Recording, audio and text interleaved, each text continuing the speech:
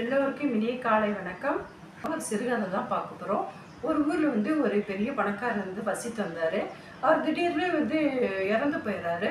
இறந்து போனதான் அவர் மேலுள்ளத்துக்கு போகிறாரு. மேலுள்ளத்துக்கு வந்ததுமே அவர் பெரிய பணக்காரர், நான் செல்வந்தர் அப்படிங்கிறனால நமக்கு சொர்க்கவாசல் திறந்தே இருக்குங்கிற மாதிரி நினச்சிட்டே வர்றாரு. அங்கே போனால் சொர்க்கவாசல் மூடி இருக்குது. சொர்க்கவாசல் முன்னாடி அவர் கத்துறாரு. கத்தி, யார் இங்கே? பெரிய ஒரு செல்வந்தர் வந்திருக்கேன், எனக்கு ஏன் இன்னும் கதவு திறக்காது இருக்கீங்கிற மாதிரி கூப்பிடுறாரு. உடனே உள்ளே இருந்து சித்திரகுப்தன் வெளியே வர்றாரு. நீங்கள் யார், நீங்கள் என்ன வேணும் அப்படின்னு கேட்குறாரு. நான் ஒரு பெரிய மனிதன், நான் வந்திருக்கேன், எனக்கு சொர்க்கத்தின் வாசலை திறந்து விடுங்க, இந்த லஞ்சமாக ஒரு 10 ரூபாய் வச்சுக்கிட்டு 10 ரூபாய் கொடுக்குறாரு.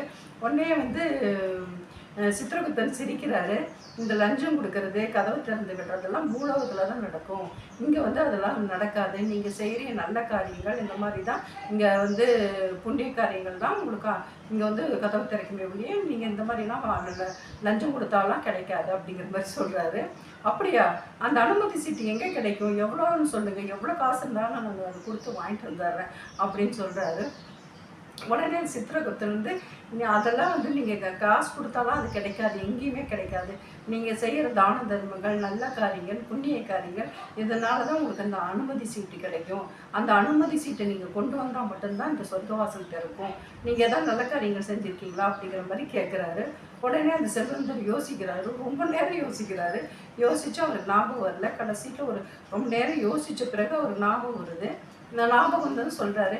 இந்த மாதிரி நான் ஒரு சமயம் ஒரு ஏழை கிழவிக்கு ஒரு 10 பைசா கொடுத்துருக்கேன், ஒரு அனாதை சிறுவனுக்கு 5 பைசா கொடுத்துருக்கேன் அப்படிங்கிற மாதிரி சொல்கிறாரு. சித்திரகுப்தன், அப்படியா, சரி, நான் போய் இந்த சொர்க்கவாசல் தலைவர்கிட்ட இந்த மாதிரி சொல்கிறேன் அப்படின்னு சொல்லிட்டு உள்ளே போகிறாரு. போயிட்டு ஒரு 5 நிமிஷம் கழித்து வராரு. வந்ததும் அவர் சொல்கிறாரு, இந்தாங்க தலைவர் என்ன சொன்னாருன்னு கேட்குறாரு. அதுக்கு இந்த சித்திரகுப்தன் சொல்கிறாரு, நீங்கள் கொடுத்தீங்கல்ல 15 பைசா, அதை உங்களுக்கு திருப்பி கொடுத்துட்டு உங்களை நரகத்துக்கு தலை சொல்லிட்டாரு அப்படின்னு சொல்கிறாரு. உடனே இந்த செல்வந்தர் மயங்கி விழுந்துறாரு. இதுலேருந்து என்ன நம்ம தெரிஞ்சுக்கிறோன்னா, ஆன்மீக பயணம் செய்யக்கூடியவங்க முக்கியமாக தெரிஞ்சிக்க வேண்டிய விஷயம் என்னென்னா, காசு கொடுத்து நம்ம சொர்க்கத்தை வாங்க முடியாது.